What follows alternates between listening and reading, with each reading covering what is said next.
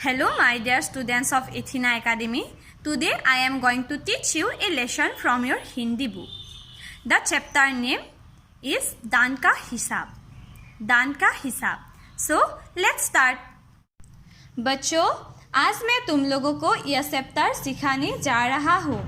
Chapter name दान का हिसाब. दान का हिसाब.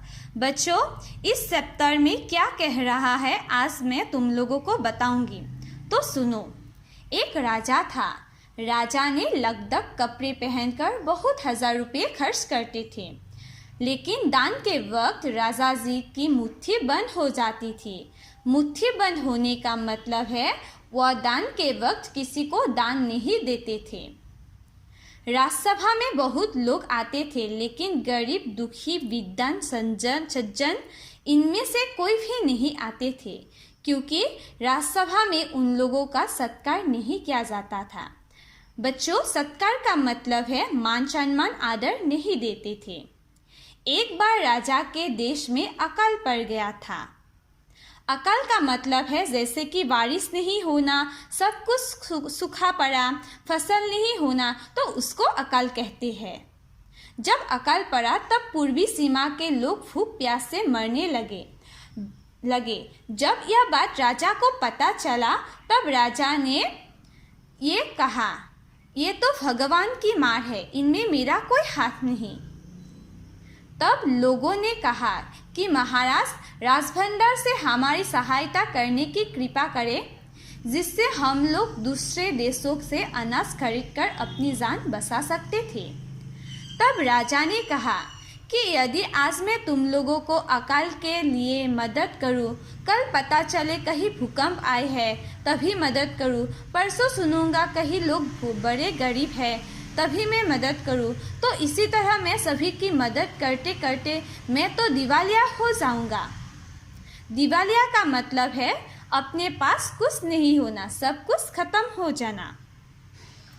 यह बात सुनकर सभी निराश होकर लौट गए. अकाल के प्रकोप बहुत बढ़ता ही जा रहा था. बहुत से लोग अकाल के कारण मरने लगे. इसलिए लोग फिर राजा के पास पहुँचे. उन लोगों ने राजा से प्रार्थना की, आपसे ज़्यादा कुछ नहीं चाहते, बस 10,000 रुपये हमें दे दीजिए, हम आधा पेट खाकर भी जिंदा रह जाएंगे. फिर राजा ने कहा, 10,000 रुपये भी तुम लोगों को क्या बहुत कम लग रहे हैं? और उतने कष्ट से जीवित रहकर लाभ ही क्या होगा? तब एक व्यक्ति ने कहा कि भगवान की कृपा से लाखों रुपए राजकोष में हैं, उसमें से एक आधा लोटा ले लेने से महाराज का क्या नुकसान हो जाएगा? फिर राजा ने कहा कि राजकोष में अधिक धन है, तो मैं क्या दोनों हाथों से लुटा दूं? तब यह बात सुनकर एक अन्य व्यक्ति ने कहा, महल में प्रतिदिन हजारों रुपये इन सुगंधित वस्त्रों, मनोरंजन और महल की सजावट में खर्च होते हैं. यदि इन रुपयों में से ही थोड़ा सा धन जरूरतमंदों को मिल जाए तो उन दुखियों की जान भी बच सकता है. यह बात सुनकर राजा को क्रोध आया. क्रोध का मतलब है गुस्सा होना. राजा ने तब गुस्से से बोला, खुद भिखारी होकर मुझे उपदेश दे रहे हो? मेरा रुपया है, मैं चाहे उसे उबाल कर खाओ, चाहे तल कर, मेरी मर्जी. तुम लोग अगर इसी तरह बकवास करोगे तो मुश्किल में पड़ जाओगे, इसलिए इसी वक्त तुम चुपचाप खिसक जाओ. बच्चों, खिसक जाने का मतलब है यहाँ से चले जाओ. राजा हंसते हुए बोला, सोते मुंह बड़ी बात. अगर 100-200 रुपये होते तो एक बार राजा सोच भी सकता था. पहरेदारों की खुराक 2-4 दिन कम कर देता और यह रकम पूरी भी हो जाती. मगर 100-200 से इन लोगों का पेट नहीं भरेगा. एकदम 10,000 मांग रहे थे. सोते लोगों के कारण नाक में दम हो गया है. फिर यह बात सुनकर वहाँ उपस्थित लोग हा हू कहकर रह गए. मगर मन ही मन उन्होंने भी सोचा, राजा ने यह ठीक नहीं किया है. जरूरतमंदों की सहायता करना तो राजा का कर्तव्य है. 2 दिन बाद एक सन्यासी राजसभा में आया. उसने राजा को आशीर्वाद देते हुए कहा, दाता कर्ण महाराज, बड़ी दूर से आपकी प्रसिद्धि सुनकर आया हूँ। सन्यासी की इच्छा भी पूरी कर दे। सन्यासी ने ऐसा कहा कि सन्यासी की इच्छा भी पूरी कर देने को कहा। अपनी प्रशंसा सुनकर राजा बोला, जरा पता तो चले तुम्हें क्या चाहिए। यदि थोड़ा कम मांगो तो शायद मिल भी जाए। तब सन्यासी ने कहा, मैं तो सन्यासी हूँ, मैं अधिक धन का क्या करूँगा। मैं राजकोष से 20 दिन तक बहुत मामूली भिक्षा प्रतिदिन लेना चाहता हूँ। बच्चों, सन्यासी क्या लेना चाहता था? राजकोष से 20 दिन तक बहुत मामूली भिक्षा प्रतिदिन लेना चाहता था। फिर सन्यासी ने कहा, मेरा भिक्षा लेने का नियम इसी प्रकार है। मैं पहले दिन जो लेता हूँ, दूसरे दिन उसका दुगना, फिर तीसरे दिन उसका दुगना, फिर चौथे दिन तीसरे का दुगना। इसी तरह से मैं प्रतिदिन दुगना लेना चाहता हूँ। भिक्षा लेने का मेरा यही तरीका है। फिर राजा ने बोला, तरीका तो समझ में आ गया, मगर पहले दिन आप कितना लेंगे यही असली बात है। 200 रुपयों से पेट भर जाए तो अच्छी बात है, मगर एकदम से 20-50 मांगने लगे तब तो 20 दिन में काफ़ी बड़ी रकम हो जाएगी। तब सन्यासी ने हंसते हुए कहा, महाराज, मैं लोभी नहीं हूँ, आज मुझे 1 रुपया दीजिए, फिर 20 दिन तक दुगने करके देते रहने का हुक्म दे दीजिए। यह बात सुनकर राजा, मंत्री और दरबारी सभी की जान में जान आई। राजा ने हुक्म दे दिया कि सन्यासी के कहे के अनुसार 20 दिन तक राजकोष से उन्हें भिक्षा दी जाती रहे। तब सन्यासी ने राजा की जय जयकार करते हुए घर लौट गए और राजा के आदेश के अनुसार राजभंडारी प्रतिदिन हिसाब करके सन्यासी को भिक्षा देने लगा। इसी तरह 2 दिन बीते, 10 दिन बीते, 2 सप्ताह तक भिक्षा देने के बाद भंडारी ने हिसाब करके देखा कि दान में काफ़ी धन निकला जा रहा है। यह देखकर उन्हें उलझन महसूस होने लगी। महाराज तो कभी किसी को इतना दान नहीं देते थे। उसने यह बात मंत्री को बताई।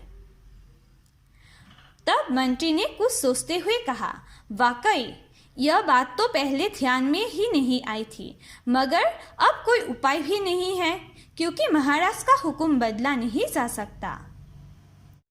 इसके बाद फिर कुछ दिन बीत गए थे। भंडारी ने फिर हड़बड़ाता हुआ मंत्री के पास पूरा हिसाब लेकर आ गया था। हिसाब देखकर मंत्री का चेहरा फीका पड़ गया।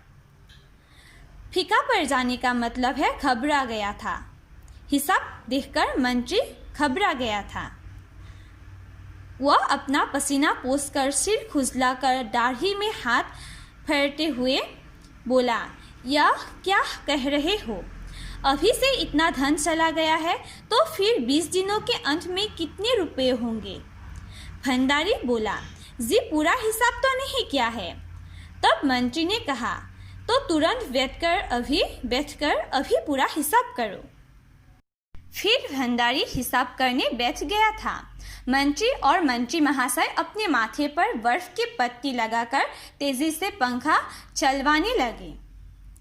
कुछ ही देर में भंडारी ने पूरा हिसाब कर लिया था और मंत्री ने पूछा, कुल मिलाकर कितना हुआ? तब भंडारी ने हाथ जोड़कर कहा, जी 10,48,575 रुपये। मंत्री गुस्से से बोला, मजाक कर रहे हो? यदि सन्यासी को इतने रुपए दे दिए तब तो राजकोष खाली हो जाएगा। भंडारी ने कहा, मजाक क्यों करूँगा, आप ही हिसाब देख लीजिए। फिर यह कहकर भंडारी ने हिसाब का कागज मंत्री जी को दे दिया। हिसाब देखकर मंत्री जी को चक्कर आ गया था। सभी उन्हें संभालकर बड़ी मुश्किलों से राजा के पास ले गए थे। तब राजा ने पूछा, क्या बात है? मंत्री ने बोला, महाराज राजकोष खाली होने जा रहा है। राजा ने पूछा, वो कैसे? मंत्री बोले, महाराज सन्यासी को आपने भिक्षा देने का हुक्म दिया है, मगर अब पता चला है कि उन्होंने इसी तरह राजकोष से करीब 10 लाख रुपए चटकने का उपाय कर लिया है।